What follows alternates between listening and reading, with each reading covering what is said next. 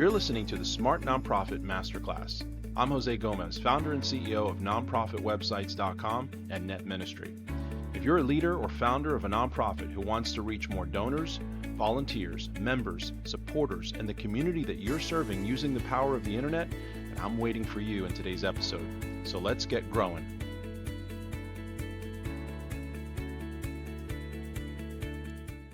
Hello, nonprofit leaders. It's time to talk about a very important topic, one that's been very near and dear to my heart for many, many, many years that we've been doing this. And it deals with volunteers building your nonprofit website. Now, before I get started, I just want to say, listen, we all love, honor, and respect our volunteers. We love that they provide their gifts, their talents, their resources to help our nonprofits grow. And without volunteers, most nonprofits would be dead in the water. We wouldn't be able to do the things that we do nearly as efficiently and nearly as grand as what we normally do. However, there are limitations as to what a volunteer is helpful in. And when we talk about this topic, we're talking about something that's very critical to an organization. So we're not talking about something like handing out flyers. We're not talking about setting up a dining room. We're talking about something that is very critical to the operation of a nonprofit, and that deals with things like marketing and accounting, administration, things that are very important to the ongoing operations and the growth of your nonprofit organization. And for those things, it's very hard to justify the use of a volunteer who may or may not be here in a few months to do those tasks, or rather to create policy, create ongoing items within your organization that others will have to rely on even after they're gone. So today we're going to talk about that in the context of building your nonprofit's web presence. And we're going to talk about why it's not a good idea for volunteer staff and sometimes even staff that you hire to build and create something like your nonprofit's website without the right tools, without the right training, without the right guidance in that process from folks that'll be here and be around even after they leave. Now, we hear all the time because the resources are low and because nonprofits don't quite understand what a website can do for them, we see leaders using volunteer staff or teenagers in high school or some donors' resources to help them establish their web presence. And it sounds like a good idea. It's on the surface, the volunteer meets the needs of the organization and the nonprofit avoids investing a bunch of money and time into the website. But when we start to explore the problems that are associated with doing this, we start to uncover the true cost of using volunteers to create your worldwide presence. Remember, your website, your presence, your social media, all of these things are your worldwide representation, are the worldwide representation of who you are as a nonprofit and who you are as a leader too. So we have to remember that. Putting that in the hands of a volunteer certainly has its costs. And so we're going to talk a little bit about that. The first thing I want to talk about is that volunteers usually are inexperienced at building a web presence. What we see for the most part is that nonprofits they've never developed their web presence. They're trying to get one going, or they're trying to redo one maybe previously that has failed or has kind of gone out of style. And what they'll do is they'll pull together volunteer staff and say, you guys are in charge of redesigning the website. And maybe you have a little bit of experience in design, or maybe you have a volunteer who knows how to use a certain platform or software, and so you give them charge of redesigning and rebuilding your web presence. Because for many organizations and for many leaders, they don't understand that it's much more than just an online business card. At least it should be. A website can create opportunities for you. It can create and draw the image of who you are, but even more so, it can help to conduct transactions, not just financial ones, but volunteer transactions, relationships. It can help to illustrate and tell your story, but it can also help to facilitate interaction with your organization. And so what leaders will do is they'll charge, their volunteer staff with learning some software to build the website. Even if the volunteer finds something easy to work with, they lack the forethought, the planning, the execution of a seasoned professional. They don't do this for a living. They are usually just given this task to try to figure out. And there's so much wrong with that process. The sites that they usually create they're trying to copy from someone else. They're trying to follow some trend that's supposed to be followed that maybe another organization is following. There's so much wrong with the process because they don't know what to do.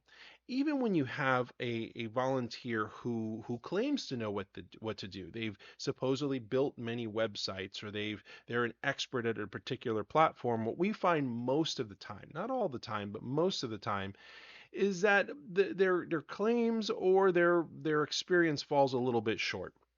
The real value of using an outside vendor to help you establish your web presence, it's being able to leverage their expertise and experience. You want to find a vendor who's done this for a while, that's done this specifically in your space, in the nonprofit space.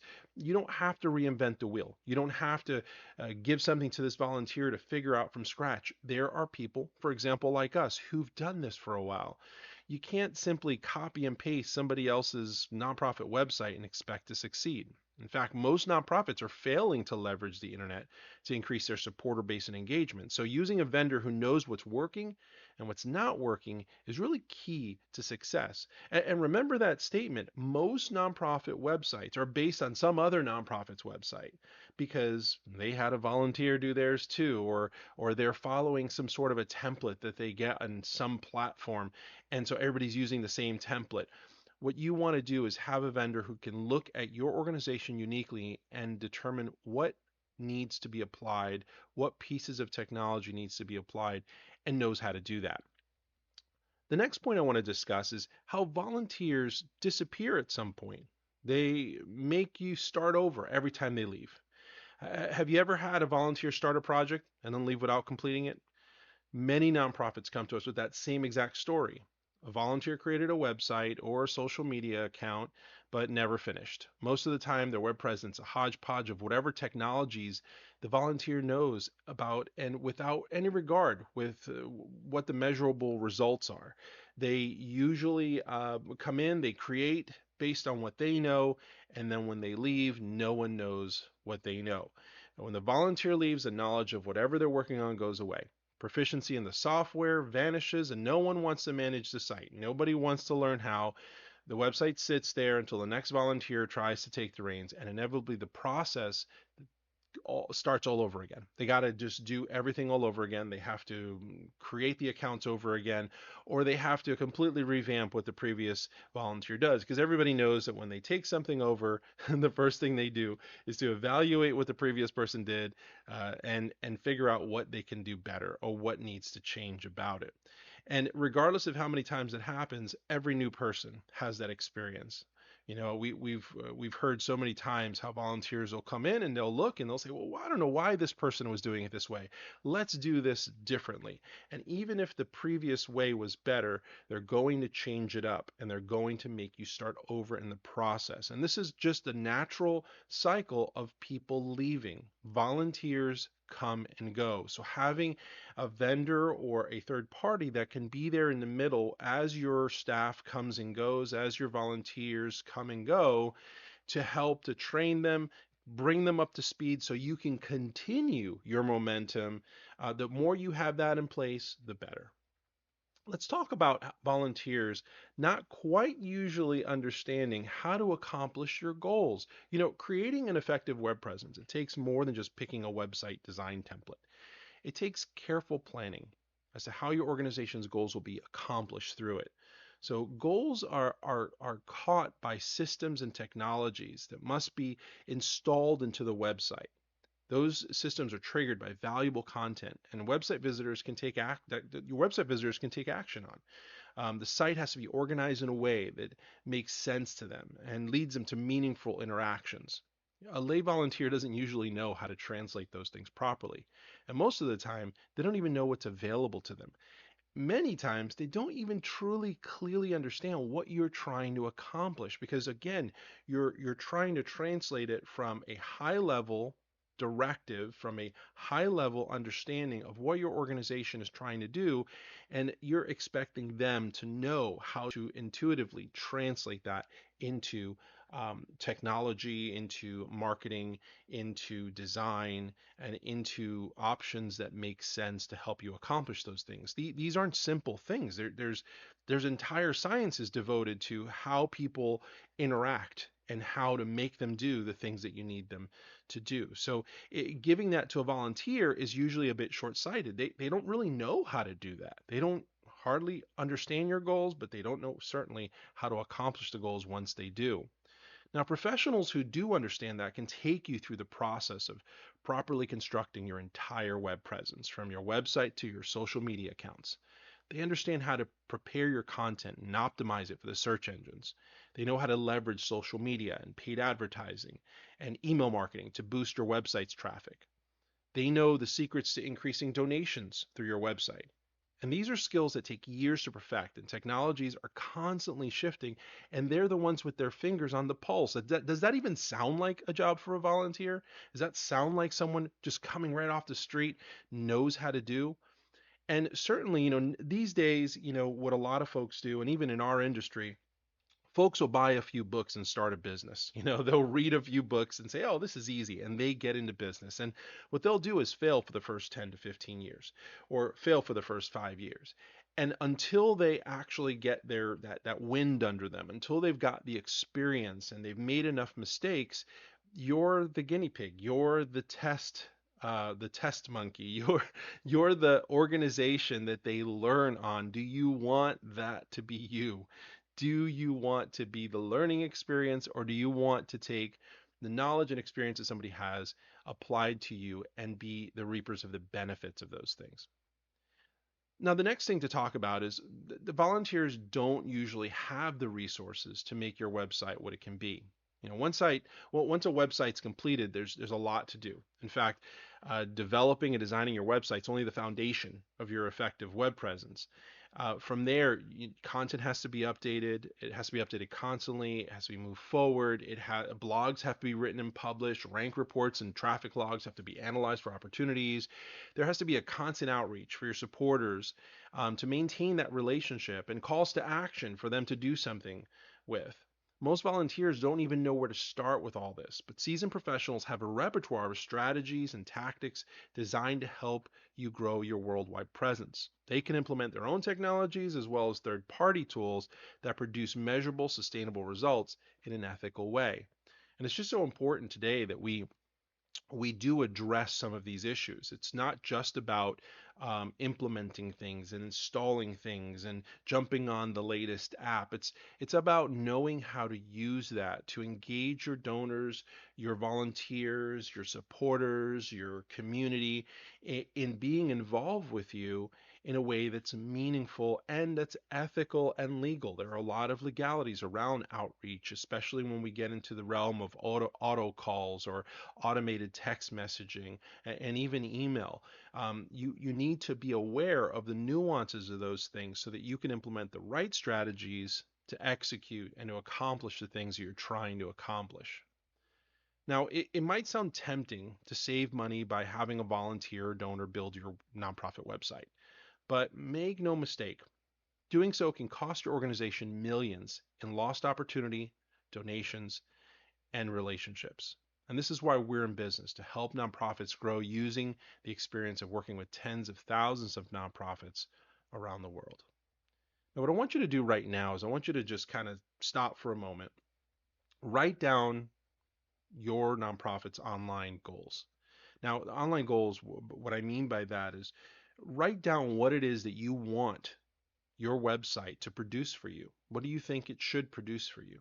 What are the tangible results that you want to see? Think about the type of growth that you're looking for as an organization and tie that together. Think about the impact that you could have on your community and the world.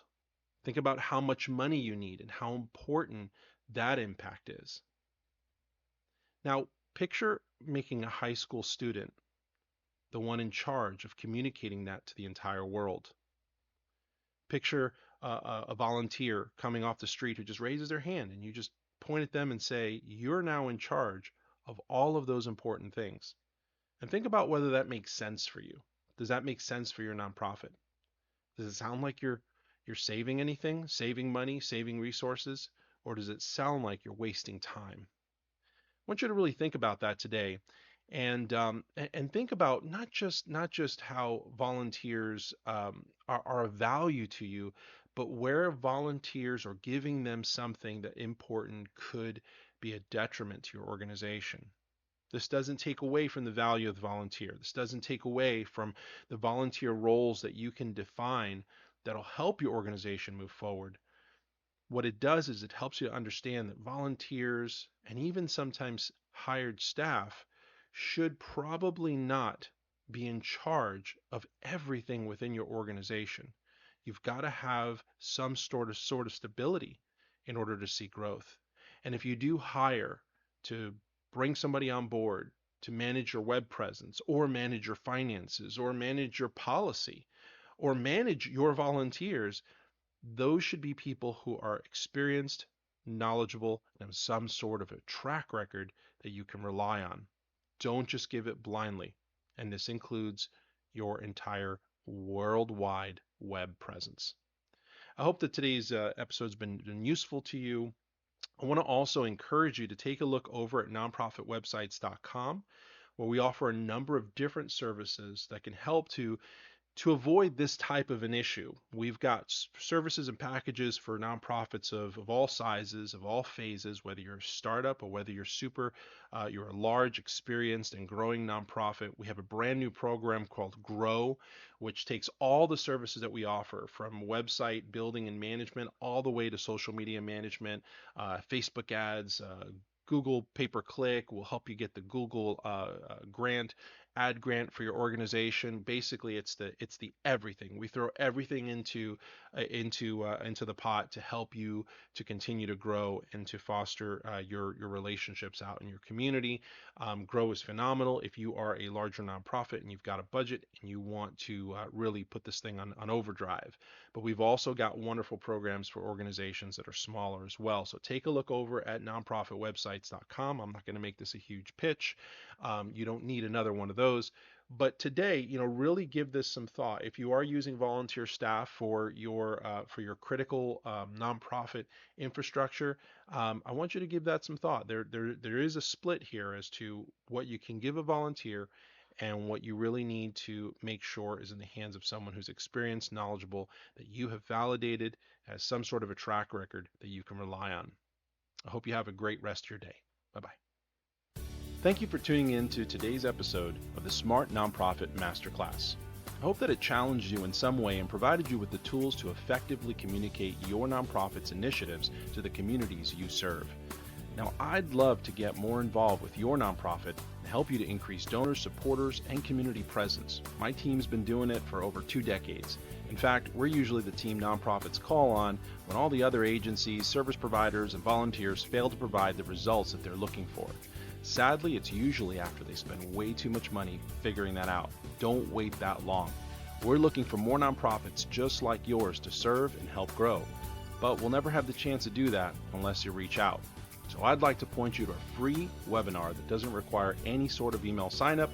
If you feel that we can help you after watching it, then book a call with me directly and we'll go over the ways we can best help you. Go now to nonprofitwebsites.com/apply, and I'll see you on the other side. Have a great day.